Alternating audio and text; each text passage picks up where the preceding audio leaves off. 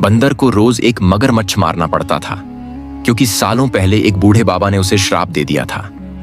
अगर बंदर एक भी दिन मगरमच्छ नहीं मारता तो उसकी मौत तय थी। लेकिन आज बंदर के आसपास कोई मगरमच्छ नहीं बचा, जिससे वो बहुत परेशान हो गया।